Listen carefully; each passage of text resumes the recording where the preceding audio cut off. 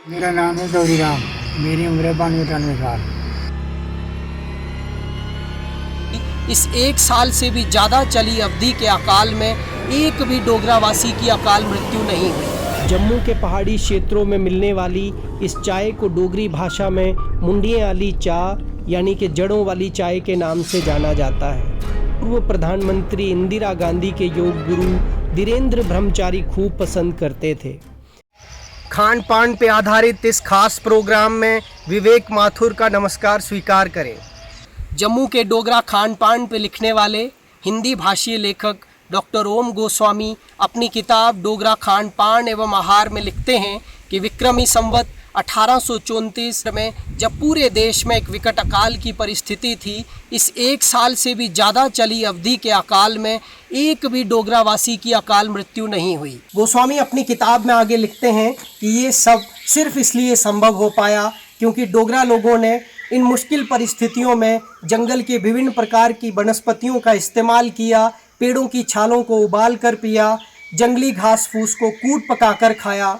उनके मुताबिक ये सब भी सिर्फ और सिर्फ इसलिए संभव हो पाया क्योंकि डोगरा लोगों को अपने जंगलों पर निर्भर रहने की एक सदियों पुरानी आदत थी और उन्हें अपने जंगलों की वनस्पतियों का, अपने जंगल की घास फूस का, अपने जंगल की मशरूमों का एक अच्छा खासा ज्ञान था।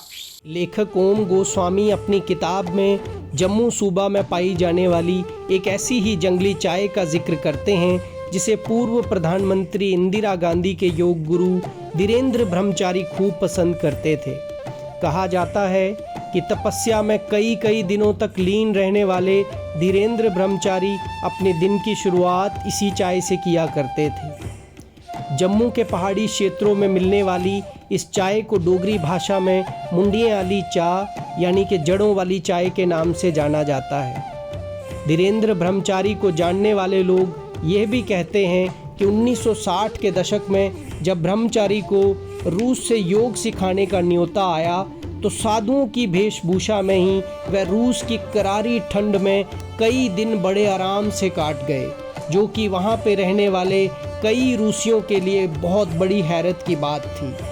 परंतु खान पान के जानकार यह मानते हैं कि रूस की करारी ठंड को ब्रह्मचारी इसलिए आसानी से बिना गर्म कपड़ों के झेल गए क्योंकि वह तासीर से बेहद गर्म इस मुंडियों वाली चाय यानी कि जड़ों वाली चाय का रोज़ाना सेवन करते थे। मेरा नाम कृष्णा देवी है। उम्र मेरी 90 करीबन है। अस गर्मियां दिन प्हाड़ी इलाके चढ़ी ने, उत्थे ठंड बड़ी होंदी, अस मुंडियां वाली चाह जेह्ड़ी उसी इस्तेमाल करने, उसी पीने, ओह्दे कन्नै पता केह् होंदा ते जेह्की बमारियां होंदियां न, कोई ठंड जिस्मै च होंदी, हड्डियां बिच होंदी, उसी ओह् बाहर कड्ढी दिंदी। असें पीती गै सारी उम्र उ'ऐ चाह्, इन्नी उम्र होई गेई असें उ'ऐ चाह् पीती।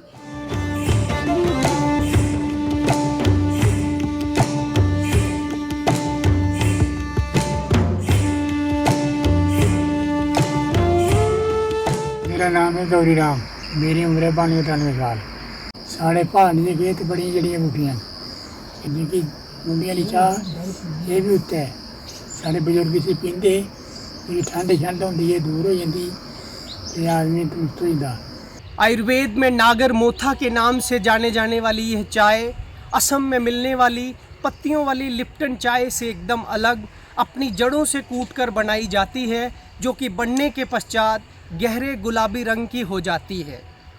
जम्मू के ठंडे और पहाड़ी क्षेत्रों में मिलने वाली यह चाय तासीर से बेहद गर्म होने के कारण ऊर्जा का पावर हाउस भी मानी जाती है। शायद यही कारण है कि हिमालय में तपस्या कर रहे साधु बिना गर्म कपड़ों के कई दिनों तक तपस्या में लीन रहते हैं, क्योंकि वो रोज़ाना सुबह इस चाय का सेवन करते हैं। पर हाँ, अगर आप हाई ब्लड प्रेशर या ऐसी ही किसी बीमारी से ग्रसित हैं तो आप इस चाय का सेवन करने से परहेज़ ही रखें। खान पान से जुड़े एक ऐसे ही दिलचस्प प्रोग्राम को लेकर फिर हाजिर होंगे। तब तक के लिए नमस्कार।